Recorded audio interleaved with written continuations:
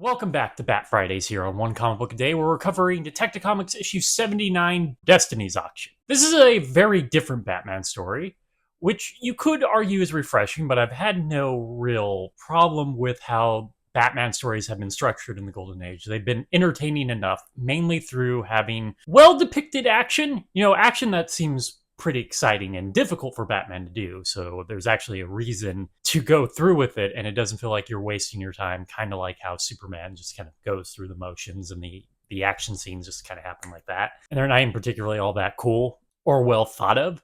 This actually has very little of that. In fact, Batman and Robin are kind of missing for half the story, which would be fine if it's building up to something, and arguably it did build up to something, but it didn't build up to anything interesting. It's also highly overwritten, which has been a problem in early Golden Age stories, but it's compounded here when you kind of don't care about what exactly is going on.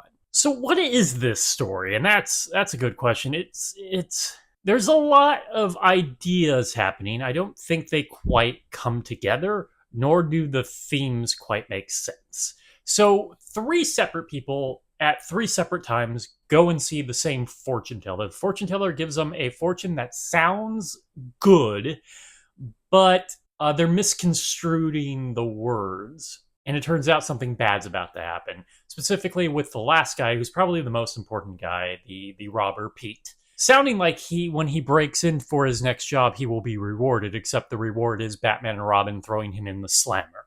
So maybe you think something's up with the fortune teller.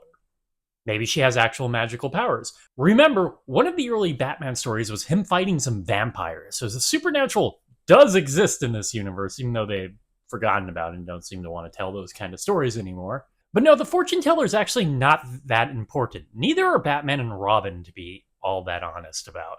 They are actually important. Let's not use hyperbole here.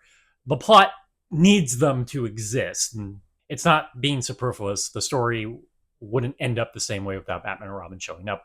But at the same time, they don't feel all that important to said story. No, by page 8 out of 11 or 12 pages of a story, we get to the auction that's sort of hinted at in the title. You see, and it's not all that clear. I don't remember the second guy bringing up that he had a trunk. The first lady and Pete both have trunks. All three actually have trunks, and all of them are actually going to be put up for auction later that day. And it turns out that Pete, who's just gotten out of jail, I'm not sure how much time has passed from the opening fortunes to now, possibly months, maybe a few weeks. But each one has gone back to get their trunk, but end up entering the room when a different trunk is being presented. So it's actually a mix-up story. And that's fine, but once again, it takes till like page 8. There's maybe 3 to 4 more pages, so how much of a story can you really tell with that? So essentially, Batman and Robin just kind of run from one trunk to the next until they find what Pete was hiding, which is a whole bunch of diamonds. Though Pete does figure it out before them, listening into the second trunk conversation, beat him to saving Judy, Judy's her name, and saves her. They're going to go be executed. Okay, what exactly was the story about again? And also, Batman and Robin shouldn't be all that happy about someone being executed. They're way too into the justice system, if that's it. Honestly, they shouldn't really care all that much about it if they're specifically anti-killing.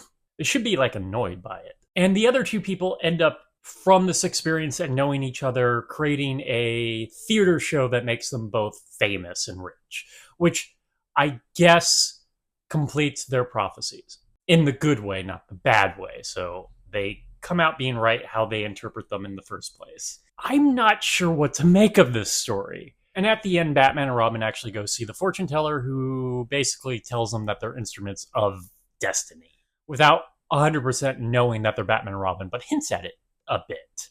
Though, as I said with Batman and Robin, who at times don't feel all that important to the story, you could have done the story without the fortune teller. In fact, the fortune teller is not particularly all that important. The fortune teller is unnecessary. We could have gotten all three of these people to the point of them losing their trunks without introducing that. The fortune teller is like a red herring. She feels more important than the story actually cares about. Or is just like this concept they wanted.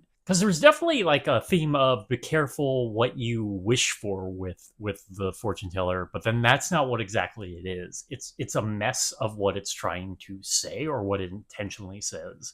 The story feels like it's a different story 3 or 4 times. And even when it does get to the point of what it's about, it's an auction, and a mix up at an auction is a fine story to tell, but not for 4 pages. This should have happened like in page 3. And then we could have had fun with Batman and Robin trying to stop the criminals in each step. As it is, it's not a good story. Okay, that is it from Detective Comics 79, Destiny Auction. If you enjoyed this video, please like and subscribe, hit the bell icon to get notifications when new videos up. I do this Monday through Friday. But Mondays and Thursdays, I cover a Superman story in either Superman or Action Comics, or a Superboy story in Adventure Comics or Superboy. And please join us next time. Same Bat Day, same comic book channel. Have a great day.